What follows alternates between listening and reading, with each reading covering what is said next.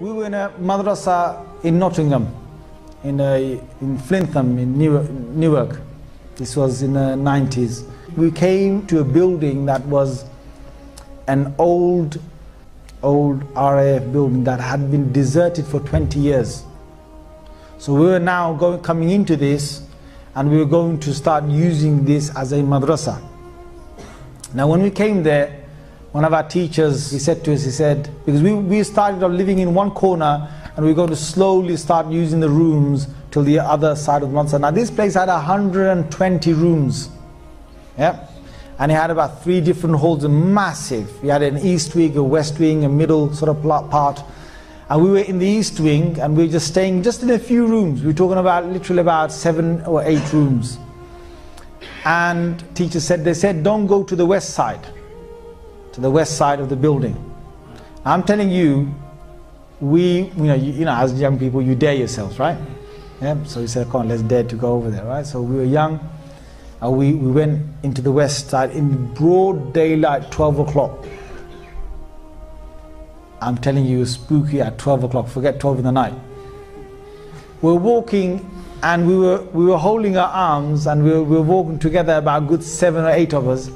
As we're walking, we can hear doors banging, bang, bang, creaking, things opening. You know, we just run.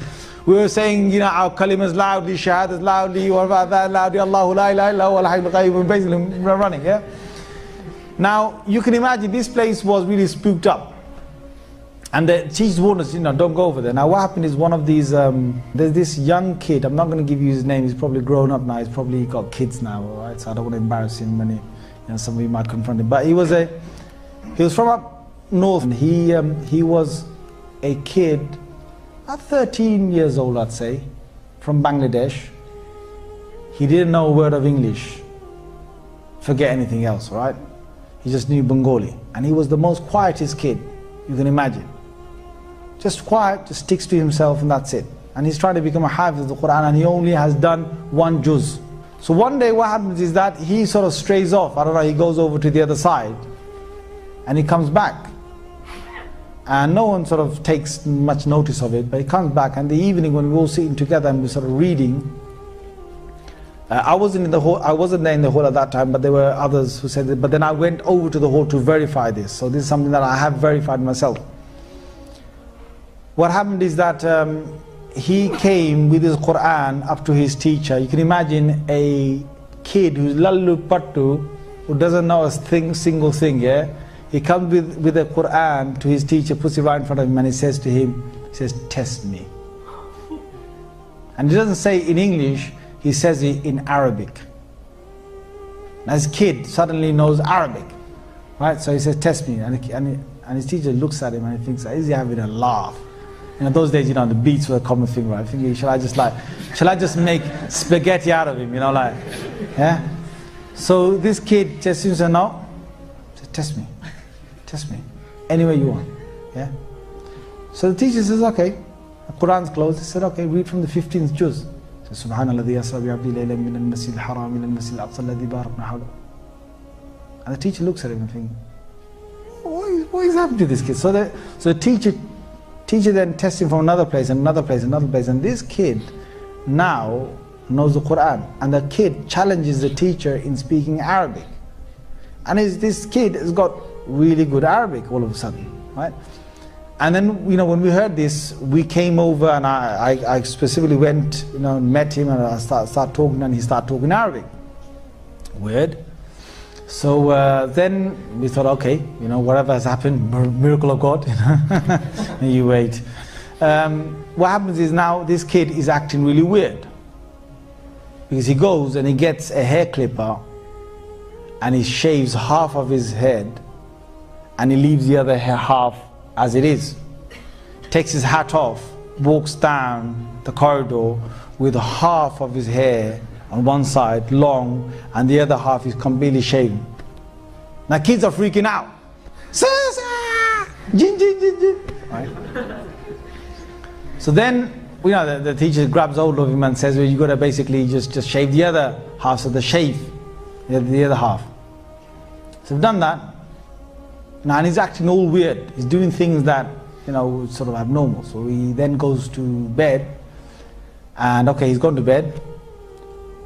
At about 2 in the night, all these kids, there's 6 to a room, and there's 3 bunk beds in every single room. So there's sort of 2 on every sort of bunk bed. 2 in the night, 5 of them from that room, from his room, come running down the corridor, yeah, banging on the principal's door, yeah. Jinn, jinn, jinn, jinn, jinn, jinn. So the principal gets up, says, "What's the matter?" Jinn, jinn, jinn, jinn, jinn. And the principal comes in, and there's only one kid sleeping. It's that one kid, the one that shaved his head, right? The one that knows Arabic all of a sudden now. Yeah? He said, "What's wrong?" He said, "Nothing." So they go back. He said, go back. Puts the ball in bed, comes back. And he says, after a little while, these kids are screaming back again. Down the corridor, knocking on his door, jinn, jinn, jinn. So he said, "What is it that was happening?" They go, "When we go into our bed places," yep. Imagine this guy's name is Imran. I'm just making it up. I'm not saying his real name, yeah? Imagine his name is Imran or something. They said that we hear all across the wall something dragging its nails or whatever it is and saying,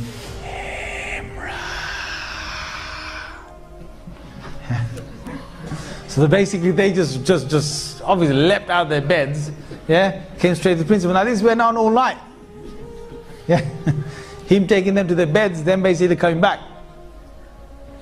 So then the morning came, and the main sort of teacher, Mullah Fadl Rahim Sahib, he called him over, and I was there serving breakfast. Now what's common is in exorcism is that you would recite something, and when you recite it, you're able to, when you recite something, some part of the Quran, then the jinn gets affected because they can't stand the Quran, and then they will actually leave, or they will beg to leave. In this case, this jinn was a believing jinn, and this jinn was a hafiz of the Quran, and this jinn knew Arabic. So when the teacher was reciting something on, and trying to recite something to blow on it, the jinn inside this human being was reciting the adverse ayah to break the effect of that. It was not any common jinn that was in here, and I'm sitting there watching this. So the shaykh is reciting, and this jinn is undoing whatever recitation he's doing. And it was, the shaykh saying, إِنَّ الَّذِينَ فَتَنُوا الْمُؤْمِنَ وَالْمُسْلِمَانَ لَمْ يَتُوبُوا فَلَهُمْ عَذَابُ جَهَنَّمَ وَلَهُمْ عَذَابُ الْحَرِيقِ. And this other jinn from inside will recite something else. So it's undoing whatever the shaykh was saying. So after a while, when the students sort of left the room, I asked the shaykh confirmed that this is what he's doing. And then the shaykh said that the only way to actually get rid of the influence is to take this young boy back to his hometown and to leave him there for 1 month. He said the reason why this has happened, and these guys, I'm saying this, that you won't believe in this unless you deal with this. There are certain things that you will not believe in unless you deal with it. So if you've got unbelief in anything I'm saying to you that I'm making Allah witness, whatever I saw, I'm just telling you. You just need to start witnessing some of this yourself, and you'll start believing in it. So the shaykh himself was able to witness some jinns, and he witnessed a whole group and a family of jinns that had traveled from outside and stayed in that west wing for a month, and he had this feeling that they were there only for 1 month. So he said, if this young boy goes to his hometown, then whatever jinn is, he said there's a young jinn inside him who's a hafiz of the Quran. And if he stays in his hometown, the boy stays in his hometown, then the jinn will automatically leave because his family are leaving this west wing after a month. So we took him home, and as we were taking him, my God, I was sitting next to him on his left hand side in a car. He was right in the middle. He wanted to, he was going to open the door when we were going 70 miles an hour. He reached to open the back door, the car door. And the teacher stopped him, and the teacher gave him a good shouting. And then he basically stayed there until we got to the place. We left him in his home for 1 month. After 1 month he came back, and he was the same docile kid you knew. Looked down while he walked. Never knew a word of English or Arabic, and only knew 1 juz of the Quran. قل أوحي إلي أنه استمع نفر من الجن فقالوا إنا سمعنا قرآنا عجبا يهدي إلى الرشد فآمنا به ولن نشرك بربنا أحدا.